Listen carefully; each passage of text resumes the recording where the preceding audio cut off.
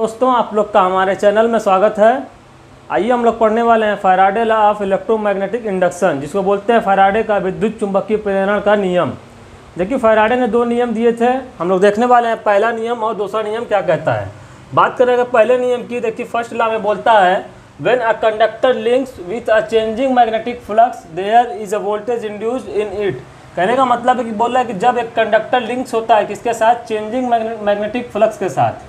इस पॉइंट पर आप लोग ध्यान दीजिएगा, चेंजिंग मैग्नेटिक फ्लक्स, ऐसा मैग्नेटिक फ्लक्स जो कि चेंज हो रहा है, बदल रहा है, यानी मूव कर रहा है, उसके साथ अगर कोई कंडक्टर लिंक्स होता है तो उसमें क्या होता है, वोल्टेज इंड्यूस होता है। यही बोलता है फैराडे का फर्स्ट लॉ। कहने का मतलब है कि मान लीजिए कोई भी कंडक्टर है, उसके साथ अगर हमारा बदलता हुआ मैग्नेटिक फ्लक्स अगर लिंक करेगा तो उस कंडक्टर में एक इंड्यूस्ड ईएमएफ उत्पन्न हो जाता है। या तो हम इसको इस तरीके से भी कह सकते हैं कि अगर मान लीजिए हमारा कोई मैग्नेटिक फ्लक्स है, उसके बीच में अगर हम लोग कंडक्टर को भी मूव करा दें तब भी हमारा इंड्यूस्ड ईएमएफ उत्पन्न होगा।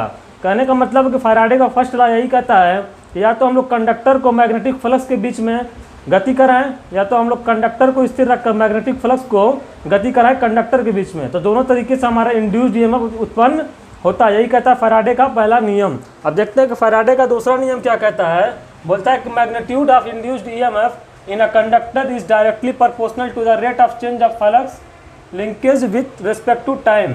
कहने का मतलब है कि जो हम लोग का इंड्यूस्ड ईएमएफ उत्पन्न हो रहा था फैराडे के पहले नियम के अनुसार, उसके मैग्नीट्यूड की बात कर रहा है। मैग्नीट्यूड यानी परिमाण, उसका जो मैग्नीट्यूड होता है ईएमएफ का वो डायरेक्टली प्रोपोर्शनल होता है किसके। देखिए, दिया हुआ है कि rate of change of flux linkage यानी d phi with respect to time, d phi बटे में डी टी के। ई जो होता है, ई अगर हम लोग मान ले कि हमारा इंड्यूस्ड ईएमएफ है, जो हमारा ईएमएफ इंड्यूस्ड हुआ है फर्स्ट लॉ के अकॉर्डिंग, वो क्या है, ई है। वो डायरेक्टली समानुपाती किसके है, डी फाई बटे में डी टी के, यानी कि rate of change of flux linkage with respect to time. E directly proportional हो जाएगा डी फाई बटे में डी टी। अगर हम लोग प्रोपोर्शनलिटी का चीज़ जब हटाएंगे तो हम लोग को मिलता है ई बराबर माइनस एन डी फाई बटे में डी टी। ये हमारा होता है फैराडे का फर्स्ट और सेकेंड लॉ। अब हम लोग देखते हैं कि फैराडे का जो नियम है उसको हम लोग कुछ और समझ लेते हैं। देखिए, पहली कंडीशन में अगर मान लीजिए हम लोग इस क्या किए कि एक बार मैग्नेट यानी चुंबक लिए हैं।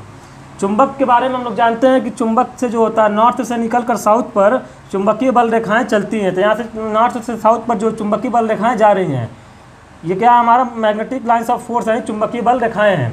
ये हम लोग लिए सोलेनाइड को लिए हैं, यहाँ पर गैल्वेनोमीटर लगाया गया है। ये हमारा सोलेनाइड है जिस पर ये कापर की तार लपेटा गया है, यानी वाइंडिंग की गई है। अब हम लोग बात करते हैं, देखिए पहले कंडीशन में कि no movement between conductor and magnetic field, यानी कि हमारा कंडक्टर है और ये मैग्नेटिक फील्ड है। देखिए, चुंबक का जो मैग्नेटिक फील्ड है ये, और ये कंडक्टर है, इन दोनों के बीच में अगर कोई भी मूवमेंट नहीं हो रहा है, दोनों में से कोई भी गतिशील नहीं है, तो इस कंडीशन में हमारा ईएमएफ जनरेट नहीं होगा। ईएमएफ जो होगा हमारा जीरो होगा, यानी कि इस कंडीशन में कोई भी ईएमएफ जनरेट होने वाला नहीं है। क्योंकि अभी हम लोग देखे थे कि फैराडे का लॉ में यही बोला है, या तो हम लोग कंडक्टर को मूव करा दें, electric field magnetic lines of force है कि जो फ्लक्स की लाइन है उसके बीच में हम लोग कंडक्टर को मूव कराएं, या तो हम लोग क्या करें, मैग्नेटिक फ्लक्स को क्या करें, मूव करा दें कंडक्टर के बीच में, तब हमारा ईएमएफ जनरेट होता है। यहाँ पे दिया हुआ है कोई भी मूवमेंट नहीं हो रहा, ना तो कंडक्टर में ना तो हमारा मैग्नेटिक लाइन्स ऑफ फोर्स में, किसी में भी हमारा मैग्नेटिक फ्लक्स में भी हमारा जो है कि मोशन नहीं हो रहा है। इस कंडीशन में हमारा ईएमएफ जीरो होगा। दूसरा कंडीशन है when coil moves towards magnetic field. कहने का मतलब है कि जब कॉइल जो है इसको मूव कराते हैं हम लोग किसके अंतर्गत, मैग्नेटिक फील्ड के अंतर्गत। तो देखिए, इस कंडीशन में हमारा ईएमएफ जनरेट होगा, जो कि होगा ईएमएफ बराबर माइनस के एन डी फाई बटे में डी टी। यानी इस कंडीशन में हम लोग क्या किए हैं, ये हमारा जो चुंबक था इसको मैग्नेटिक फ्लक्स था, ये मैग्नेटिक फ्लक्स के बीच में हम लोग कंडक्टर को ले आकर मूव कराए हैं, तो हम लोग को ईएमएफ मिला है। तीसरा कंडीशन है when magnetic field moves towards. कहने का मतलब है कि जब मैग्नेटिक फील्ड्स को हम लोग मूव कराएंगे इस कंडक्टर के बीच में, तब भी हमारा अगर हम लोग इसको ले जाकर इसके अंतर्गत जो है गति कराए, मूव कराएंगे, तब भी हमारा ईएमएफ जनरेट होगा, जो कि होगा ईएमएफ बराबर माइनस एन डी फाई बटे में डी टी। तो देखिए, कुल मिला के कहने का मतलब क्या था इसका, कहने का मतलब यही था कि या तो हम लोग मैग्नेटिक फ्लक्स को मूव कराएं कंडक्टर के बीच में, या हम लोग कंडक्टर को मूव कराएं मैग्नेटिक फ्लक्स के बीच में। दोनों में जब सापेक्ष गति यानी रिलेटिव मोशन होता है तब जाके हमारा ईएमएफ इंड्यूस्ड होता है। यही बोलता है फैराडे का नियम। तो हम लोग फैराडे के नियम को देखे हैं कि फैराडे का फर्स्ट लॉ क्या होता है और सेकंड लॉ क्या होता है। आइए कुछ इसको और हम लोग समझ लेते हैं कि इस नियम के अकॉर्डिंग होता क्या है। देखिए, हम लोग बात करते हैं, अभी हम लोग देखें कि दोनों में से कोई भी गतिशील होना चाहिए, या तो हमारा क्या कंडक्टर मूव करना चाहिए या तो हमारा मैग्नेटिक फ्लक्स मूव करना चाहिए। मान लीजिए हमारा फ्लक्स फाई है, ये कंडक्टर कंडक्टर हम लोग लिख देते हैं, ये कंडक्टर है, ये फ्लक्स है, मैग्नेटिक फ्लक्स ये हमारा फाई और ये कंडक्टर है। मान लीजिए इन दोनों में से कोई भी मूव नहीं कर रहा, ना तो ये मूव कर रहा है ना तो ये मूव कर रहा है, तो हमारा इंड्यूस्ड ईएमएफ जो होगा वो 0 हो जाएगा, कोई भी इंड्यूस्ड ईएमएफ नहीं आने वाला है। ये हमारा फ्लक्स है, ये हमारा कंडक्टर है, कंडक्टर को हम लोग सी से अब लिख रहे हैं। अगर मान लीजिए इन दोनों कंडक्टर स्थिर है, ये हमारा मैग्नेटिक फ्लक्स जो है मूवेबल है, यानी इसको जाकर काट रहा है, मैग्नेटिक फ्लक्स क्या कर रहा है, कंडक्टर को जाकर काट रहा है, इसके अंतर्गत मूव कर रहा है, तो हमारा ईएमएफ जो है इंड्यूस होगा, ईएमएफ बराबर हो जाएगा -N/d∅/dt, क्योंकि हमारा फ्लक्स जो है कंडक्टर को जाकर काट रहा है। या तो अगर हम लोग मान लें कि ये फ्लक्स है, ये कंडक्टर, अब कंडक्टर आकर फ्लक्स को काट रहा है, मैग्नेटिक लाइन ऑफ फोर्स जो है फ्लक्स की लाइन है उसको आकर के कंडक्टर काट रहा है, तो इस कंडीशन में भी हमारा इंड्यूस्ड ईएमएफ आएगा E बराबर -N/d∅/dt। अब देखिए दो कंडीशन ऐसी बनती है, इसमें तो हम लोग देखें कि कोई भी मूव नहीं कर रहा था जब, तो हमारा जो ईएमएफ 0 आया, जब ना तो फ्लक्स मूव कर रहा था ना तो कंडक्टर मूव कर रहा था, तो हमारा ईएमएफ 0 आया।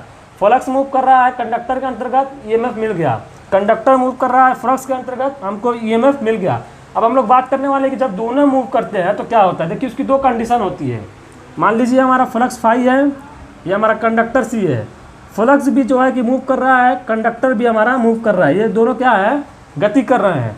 तो अगर ये सेम स्पीड से गति करेंगे, सेम स्पीड से दोनों अगर गति कर रहे हैं तो हमारा इंड्यूस्ड ईएमएफ नहीं मिलेगा, E बराबर 0 मिल जाएगा। अगर सेम स्पीड से करेंगे तब, अगर यही फ्लक्स और कंडक्टर जो है असमान गति से मूव कर रहे हैं, यानी कि दोनों की गति जो है असमान, एक दूसरे को काट रहे हैं लेकिन क्या है, असमान गति से, असमान गति, यानी कि दोनों की गति में कुछ अंतर होना चाहिए तभी तो रिलेटिव मोशन होगा। जब असमान गति होगी तब हमारा इंड्यूस्ड ईएमएफ मिलेगा E बराबर -N/d∅/dt। तो यह हमारा होता है फैराडे का नियम।